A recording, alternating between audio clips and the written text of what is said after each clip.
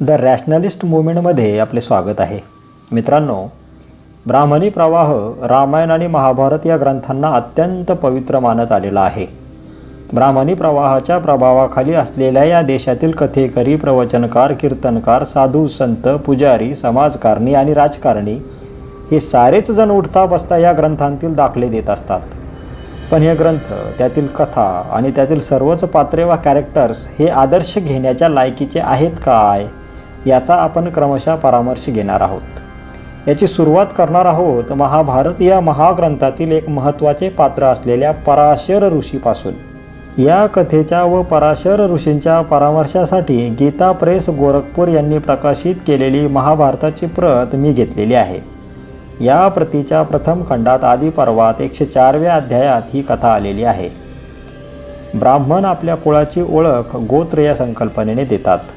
गोत्र म्हणजे ब्राह्मणांच्या कुळाची सुरुवात ज्या पुरुषापासून झाली तो मूळ पुरुष. त्या मूळ पुरुषाचे नाव हेच ब्राह्मणांच्या गोत्राचे नाव असते. ब्राह्मणांची जी वेगवेगळ्या ऋषींची गोत्रे मानल्या जातात त्यात पराशर हे सुद्धा एक गोत्र आहे. आज आपण जी कथा परामर्शासाठी घेतलेली आहे त्या कथेची पार्श्वभूमी पुढीलप्रमाणे आहे. महाभारत कथेचे मुख्य पात्र कौरव आणि पांडव यांच्याविषयी तर आपण जाणताच. कौरवांचे पिता धृतराष्ट्र आणि पांडवांचे पिता पंडू हे होते. धृतराष्ट्राची माता होती अंबिका आणि पंडूची माता होती अंबालिका. या दोघींचे पती होते विचित्रवीर्य. आता तुम्हाला प्रश्न पडला असेल की विचित्रवीर्याचा परिचय देताना मी धृतराष्ट्र आणि पंडू यांच्या मातांचे पती असे म्हणण्याऐवजी धृतराष्ट्र आणि पंडू यांचे वडील असा उल्लेख का केला नाही? तर या प्रश्नाचे उत्तर यानंतर जी स्ट्रीम आपण करणार आहोत त्यात सविस्तरपणे दिल्या जाईल. तुर्तास फक्त एवढेच ध्यानात घ्या की पंडू आणि धृतराष्ट्र यांचे जन्म हे नियोग पद्धतीने झाले होते आणि त्यांचे खरे पिता विचित्रवीर्य हे नव्हते, तर ज्याने महाभारत कथा रचली तो व्यास अथवा ज्याला कृष्णद्वैपायन असेही म्हणतात हा होता. तर अंबिका आणि अंबालिका यांचे पती विचित्रवीर्य यांचे वडील होते शंतनू आणि आई होती सत्यवती. तर आजची कथा या सत्यवतीशी संबंधित आहे. या सत्यवतीवर शंतनू राजाचे प्रेम असते आणि त्याला तिच्याशी लग्न करायचे असते. पण या लग्ना अगोदर शंतनूचे एक लग्न गंगेसोबत झालेले असते. गंगेपासून त्याला देवव्रत नावाचा मुलगा असतो. त्यामुळे तो जेव्हा सत्यवतीला लग्नासाठी मागणी घालायला जातो तेव्हा सत्यवतीचे वडील निषादराज त्याला एक अट घालतात. ती अट म्हणजे त्याच्या मुलीपासून म्हणजे सत्यवतीपासून शंतनू राजाला जी मुलं होतील तीच राज्याचे वारस राहतील. शंतनू राजा ही अट मान्य करत नाही. देवव्रतला जेव्हा आपल्या पित्याची व्यथा कळते तेव्हा तो सत्यवतीच्या वडिलांकडे जातो आणि त्यांना वचन देतो की मी आपल्या अटीनुसार आपल्या मुलीच्या अपत्यांनाच गादीवर बसवेन आणि मी स्वतः त्यांचे पालकत्व स्वीकारीन तथा त्यासाठी आजीवन ब्रह्मचारी राहीन. या प्रतिज्ञेलाच भीष्म प्रतिज्ञा म्हणतात आणि या प्रतिज्ञेमुळेच देवव्रत भीष्म म्हणून ओळखला जातो. त्याच्या या प्रतिज्ञेमुळे सत्यवतीचे वडील संतुष्ट होतात आणि ते आपल्या मुलीचा म्हणजे सत्यवतीचा विवाह शंतनूसोबत लावून देतात. या दाम्पत्याला चित्रांगद आणि विचित्रवीर्य अशी 2 मुले होतात. शंतनू वारल्यावर चित्रांगद गादीवर बसतो, पण तो लवकरच गंधर्वांसोबत झालेल्या युद्धात मारला जातो. तेव्हा भीष्म त्याचा दुसरा भाऊ विचित्रवीर्य याला गादीवर बसवतो. तो खूप लहान असतो तेव्हा तो त्याच्यासाठी काशी राजाच्या कन्या अंबिका आणि अंबालिका यांना स्वयंवरात जिंकून आणतो आणि विचित्रवीर्यासोबत त्यांचे लग्न लावून देतो. पण लग्नानंतर लवकरच विचित्रवीर्य आजारामुळे मरण पावतो. तेव्हा गादीवर कोणाला बसवावे हा प्रश्न निर्माण होतो. तेव्हा सत्यवती भीष्माला म्हणते की आता गादीवर बसण्यासाठी वारसच नाही, तेव्हा तूच तुझ्या भावाच्या बायकांशी संभोग कर आणि त्यांच्या उदरातून पुत्र उत्पन्न करून राज्याला वारस निर्माण कर. पण भीष्म यास नकार देतो आणि आपल्या आईला म्हणतो, संतान परंपरा को बढ़ाने और सुरक्षित रखने के लिए जो नियत उपाय है उसे मैं बता रहा हूँ. सुनो, किसी गुणवान ब्राह्मण को धन देकर बुलाओ जो विचित्र वीर्य की स्त्रियों के गर्भ से संतान उत्पन्न कर सके। तब सत्यवती कुछ हंसती और साथ ही लजाती हुई भीष्म जी से इस प्रकार बोली। बोलते समय उसकी वाणी संकोच से कुछ अस्पष्ट सी हो जाती थी। उसने कहा, हे महाबाहु भीष्म, तुम जैसा कहते हो वही ठीक है। तुम पर विश्वास होने से अपने कुल की संतति की रक्षा के लिए तुम्हें मैं एक बात बतलाती हूँ। ऐसे आपद्धर्म को देखकर वह बात तुम्हें बताए बिना मैं नहीं रह सकती। तुम ही हमारे कुल के मूर्तिमान धर्म हो, तुम ही सत्य हो और तुम ही परम गति हो। अतः मेरी सच्ची बात सुनकर उसके बाद जो कर्तव्य हो उसे करो। हे भरत श्रेष्ठ, तुमने महाराज वसु का नाम सुना होगा। पूर्व काल में मैं उन्हीं के वीर्य से उत्पन्न हुई थी। मुझे एक मछली ने अपने पेट में धारण किया था। एक परम धर्मज्ञ मल्लाह ने जल में से मेरी माता को पकड़ा, उसके पेट से मुझे निकाला और अपने घर लाकर अपनी पुत्री बनाकर रखा। मेरे उन धर्मपरायण पिता के पास एक नौका थी जो धन के लिए नहीं तो धर्मार्थ चलाई जाती थी। एक दिन मैं उसी नाव पर गई हुई थी। उन दिनों मेरे यौवन का प्रारंभ था। उसी समय धर्मज्ञों में श्रेष्ठ बुद्धिमान महर्षि पराशर यमुना नदी पार करने के लिए मेरी नाव पर आए। मैं उन्हें पार ले जा रही थी। तब तक वे मुनि श्रेष्ठ काम पीड़ित हो मेरे पास आ मुझे समझाते हुए मधुर वाणी में बोले और उन्होंने मुझसे अपने जन्म और कुल का परिचय दिया। इस पर मैंने कहा, भगवान, मैं तो निषाद की पुत्री हूँ। भारत म्हणजे भरत राजाचे वंशज। भारत, एक और मैं पिताजी से डरती थी और दूसरी ओर मुझे मुनि के शाप का भी डर था।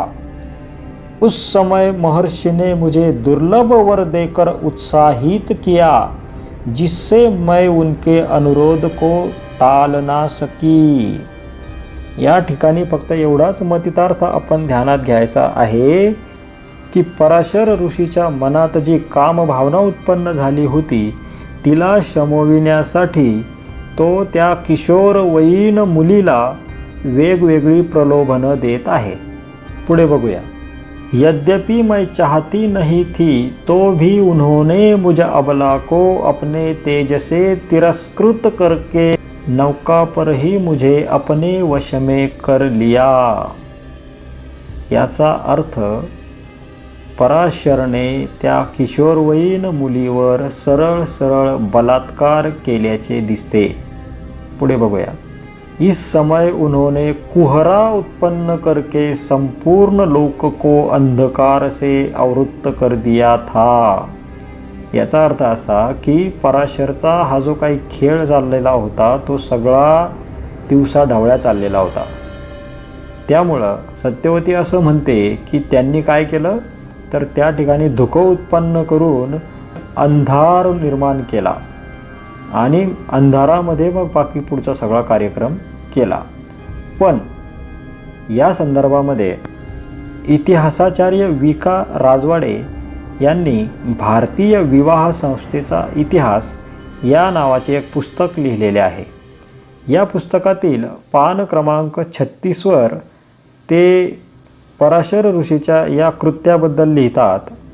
आदि पर्वाच्या 63व्या अध्यायात पराशर ऋषी व सत्यवती उर्फ मत्स्यगंधा निषादी यांच्या समागमाचा वृत्तांत दिला आहे। त्यात पराशराने सत्यवतीशी उघड्यात समागम केल्याचे लिहिले। आपले कृत्य दिसू नये म्हणून पराशराने भोवताली योगमायेने अंधार उत्पन्न केला म्हणून कवीने पराशराची पाशववृत्ती झाकण्याचा प्रयत्न केला आहे। परंतु थोडे सूक्ष्म पाहिले असता त्यात विशेषसा राम दिसत नाही, कारण अतिप्राचीन आर्य लोकांत दिवसा ढवळ्या उघड्या हवेत स्त्री पुरुष समागम होण्यात काही नीतिभंग होतो असे वाटत नसल्याचा पुरावा आहे। याचा अर्थ विका राजवाडे हे आर्य ब्राह्मणांना पाशव वृत्तीचे म्हणजे रानटी संबोधत आहेत. चला सत्यवती पुढे काय म्हणते ते बघूया. पहले मेरे शरीर से अत्यंत घृणित मछली की सी बड़ी तीव्र दुर्गंध आती थी. उसको मिटाकर मुनि ने मुझे यह उत्तम गंध प्रदान की थी. यातून फक्त एवढाच मतितार्थ घ्यायचा आहे की त्या मुनीने आपले हे पाशवी कृत्य झाकण्यासाठी किंवा त्या किशोरवयीन अबलेवर केलेला बलात्कार झाकण्यासाठी कुठल्या तरी जडीबुटी टेकून तिला काहीतरी कानमंत्र दिला. पुढे बघूया सत्यवती काय म्हणते ते. तदनंतर मुनि ने मुझसे कहा, तुम इस यमुना के ही द्वीप में मेरे द्वारा स्थापित इस गर्भ को त्याग कर फिर कन्या ही हो जाओगी. म्हणजे हे मुनी महाशय, आता त्या किशोरवयीन मुलीला तिच्यावर बलात्कार केल्यानंतर तिच्या उदरात जो गर्भ निर्माण झालेला आहे त्या गर्भाची विल्हेवाट लावण्याचा सुद्धा सल्ला देत आहेत. बघा हे मुनी महाशय. पुढे बघा सत्यवती काय म्हणते ते. उस गर्भ से पराशर जी के पुत्र महान योगी महर्षि व्यास प्रकट हुए. वे ही द्वैपायन नाम से विख्यात है. वे मेरे कन्यावस्था के पुत्र है. म्हणजे व्यासाचा जन्म हा बलात्कारातून झालेला आहे, एवढंच या ठिकाणी आपण लक्षात घ्यावं. मित्रांनो, ही कथा ज्या काळामध्ये रचल्या जात आहे तो मागच्या 1000 वर्षाचा काळ हा पितृसत्ताक समाजव्यवस्थेचा आहे. जी पितृसत्ताक समाजव्यवस्था आजही टिकून आहे. तर या पितृसत्ताक समाजव्यवस्थेमध्ये स्त्रियांचं स्थान हे अत्यंत गौण होतं. स्त्रिया या फक्त भोगवस्तू होत्या. त्यांच्यावर होणाऱ्या अत्याचाराला त्या कुठेही दाद मागू शकत नव्हत्या. त्यामुळं सत्यवतीवर पराशराने केलेल्या बलात्काराला ती दुर्बल अभागी किशोरवयीन बालिका कुठेही न्याय मागू शकत नव्हती. तर अशा या पराशराला ब्राह्मण महान ऋषी मानतात. त्याचे नाव आपल्या गोत्राला देतात. जरी या काल्पनिक कथा आहेत तरीही अशी विकृती असल्याशिवाय ती काव्यात उतरविता येणे शक्य आहे काय? ज्यांनी अशा विकृतीपूर्ण कथा रचल्या त्या ब्राह्मणांच्या डोक्यात अशी गटारगंगा भरलेलीच होती ना. हे तेच ब्राह्मण आहेत जे आजच्या ब्राह्मणांचे पूर्वज होते.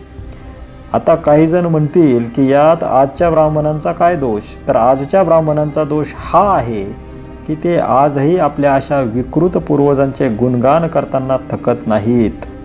त्यांना गळ्यातील जानव्याप्रमाणे घट्ट आवळून बसलेले आहेत आणि हाच आजच्या ब्राह्मणांचा दोष आहे. तात्पर्य हे की ज्यांचे पूर्वज असे कामांध होते, जे एकट्या दुकट्या तरुणीला बघून तिला भोगण्यासाठी कोणत्याही थराला जाऊ शकत होते, ते जर आजही अशाच लीला करत असतील, उदाहरणार्थ आसाराम, तर त्यात आश्चर्य ते काय? या ब्राह्मणांच्या डोक्यात किती विकृती भरलेली आहे त्याचे एक ज्वलंत उदाहरण बघूया. मी पाठीमागे भविष्यपुराणातील एका अध्यायावर एक स्ट्रीम केली होती. त्यावरती मला हजारो कमेंट्स आल्या. त्यात एका ब्राह्मण महिलेचीही कमेंट आली. त्या महिलेचं नाव आहे डॉक्टर शरयू किरकोळे भागवत. अर्थात या महिलेची कमेंट माझ्या त्या स्ट्रीमला विरोध करणारी होती. पण त्या कमेंटमध्ये कोणत्या प्रकारची भाषा वापरली होती ती तुम्ही प्रत्यक्षात बघा आणि वाचा. ही महिला म्हणते, तुम्हाला कावीळ झाल्याने ब्राह्मणांची संस्कृती पिवळी दिसत आहे. ते तुमचं गळणारं पिवळं आहे. उपचार करून घ्या मोफत सरकारी दवाखान्यात. तुमच्यासाठीच ठेवलाय आम्ही आरक्षित. या ठिकाणी ही बाई ते तुमचं गळणारं पिवळं आहे हा शब्द प्रयोग मानवी वीर्यासंदर्भात करत आहे. दुसरी गोष्ट ती म्हणत आहे की तुमच्यासाठी मोफत सरकारी दवाखान्यामध्ये आम्ही आरक्षण ठेवलेलं आहे. ही बाई आरक्षण देणारी कोण? याचाच अर्थ आरक्षण आणि आरक्षण देणाऱ्या डॉक्टर बाबासाहेब आंबेडकर आणि भारतीय संविधानाविषयी ब्राह्मणांच्या मनामध्ये किती विद्वेष भरलेला आहे ते आपल्याला यातून दिसतं. विशेष म्हणजे ही महिला उच्च विद्याविभूषित आहे, ॲकॅडमिशियन आहे, लेखक आहे, सामाजिक कार्यकर्ती आहे, आर्टिस्ट आहे. ती तैवान या देशाची राजधानी तैपई येथे राहते. तिच्या प्रोफाईलवरून ही सर्व माहिती समजते. आणि अशी उच्च विद्याविभूषित परदेशात राहणारी महिला अशा पद्धतीची भाषा वापरते. महिलांविषयी आमच्या मनात अत्यंत आदर आहे, मग ती महिला कोणत्याही जातीची, कोणत्याही धर्माची असो. पण या ब्राह्मण महिलेच्या या कमेंटवरून हेच म्हणावेसे वाटते की या महिलेत ब्राह्मण्य किती तुडुंब भरलेला आहे. ज्या ब्राह्मण धर्माने ब्राह्मण स्त्रियांना सतीप्रथेच्या नावाखाली शेकडो वर्षे जिवंत जाळून मारलं, ज्या ब्राह्मण धर्माने ब्राह्मण स्त्रियांना जरट बालिका विवाह, केशवपण, बालविवाह, शिक्षणास बंदी अशा अमानुष प्रथांचे प्रचालन करून त्यांच्यावर अनन्वित अत्याचार केले, त्याच ब्राह्मण धर्माला या ब्राह्मण स्त्रिया आज डोक्यावर घेऊन मिरवीत आहेत. किती आश्चर्य आहे.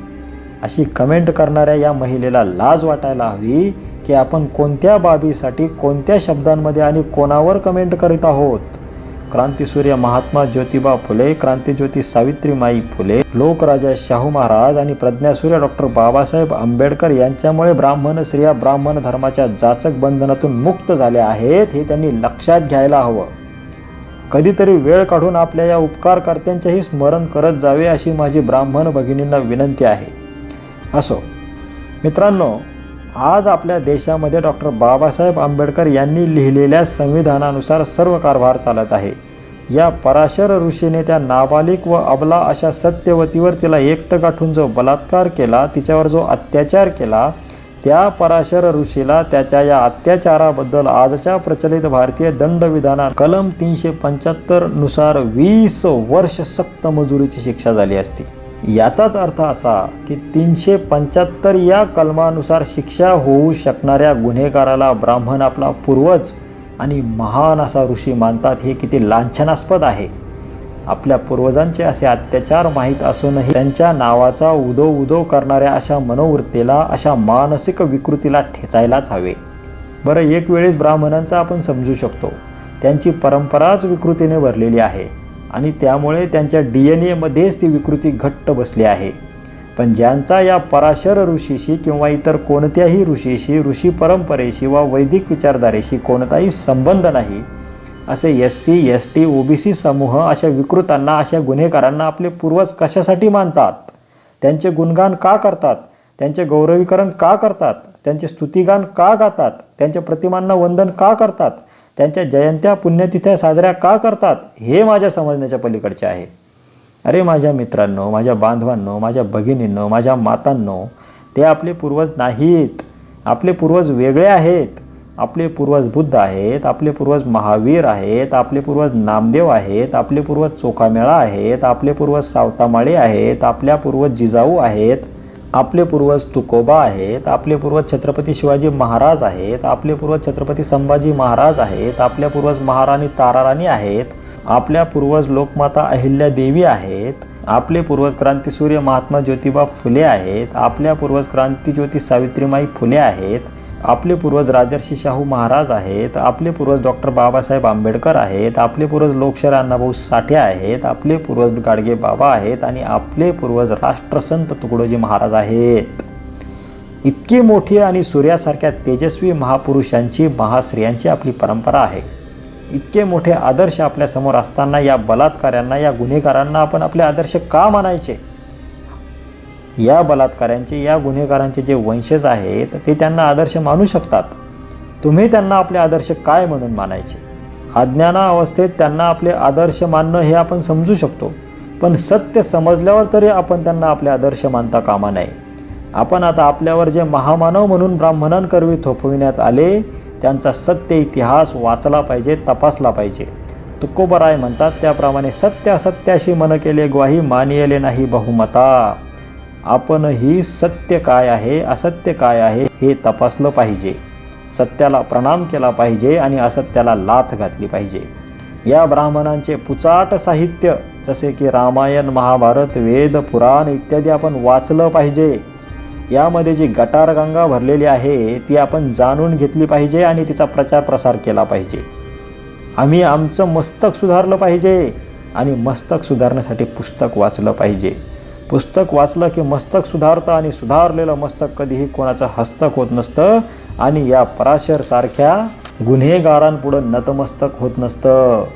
थोर रशियन क्रांतिकारक व्लादिमीर लेनिन म्हणतात, there is 3 keys to success, read, read and read. जय संविधान. मित्रांनो, द रॅशनलिस्टच्या माध्यमातून भ्रमवादी टुन्नी गँगची सर्वंकष हरामखोरी बाहेर आणण्याचे काम आम्ही सुरू केले आहे. आपणास आमचे हे काम कसे वाटते ते कमेंट करून नक्की कळवा. आमचे यूट्यूब चॅनल, इंस्टाग्राम अकाउंट आणि फेसबुक पेज नक्की लाईक करा, सबस्क्राईब करा आणि शेअर करा. लिंक खाली दिली आहे. धन्यवाद.